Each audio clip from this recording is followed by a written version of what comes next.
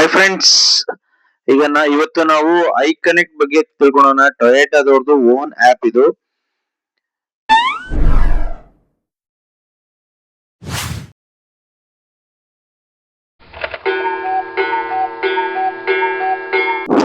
ನೋಡಿ, ಇದೇ app.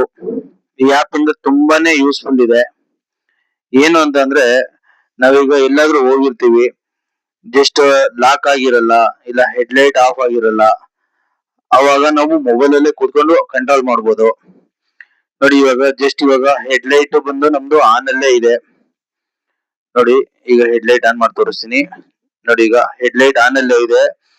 Mobile ಅಲ್ಲಿ ಈಗ ನಾನು 3 ಸೆಕೆಂಡ್ಸ್ ಅದನ್ನ ಹೋಲ್ಡ್ ಮಾಡಿ ಇಟ್ಕೊಂತೀನಿ.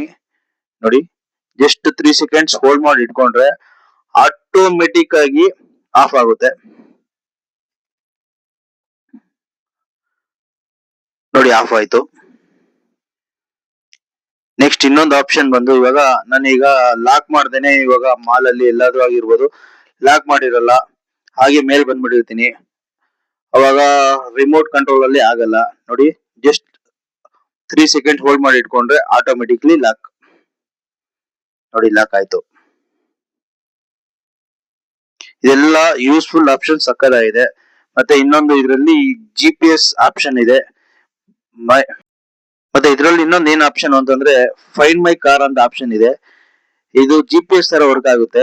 ನನ್ ಕಾರ್ ಎಲ್ಲಿದೆ, ಎಲ್ಲಿ ಹೋಗ್ತಾ ಇದೆ, ಎಲ್ಲಾನು ಇದ್ರಲ್ಲೇ ಕಂಡಿಡ್ಕೊಬಹುದು. ಜಸ್ಟ್ ಇವಾಗ ನನ್ ಕಾರ್ ಮೂವ್ ಆಯ್ತು, ಎಲ್ಲಿದೆ ಅಂತ ನಾನು ಆಪ್ ಅಲ್ಲೇ ಕಂಡಿಡ್ಕೊಬಹುದು. ಈ ಆಪ್ ಇಂದ ತುಂಬಾನೇ ಯೂಸ್ಫುಲ್ ಇದೆ. ಯಾರ ಹತ್ರ ಆದ್ರೂ ಟೊಯೋಟಾ ಕಾರ್ಸ್ ಇದ್ರೆ ಇದನ್ನ ಯೂಸ್ ಮಾಡ್ಕೊಳ್ಳಿ. Thank you.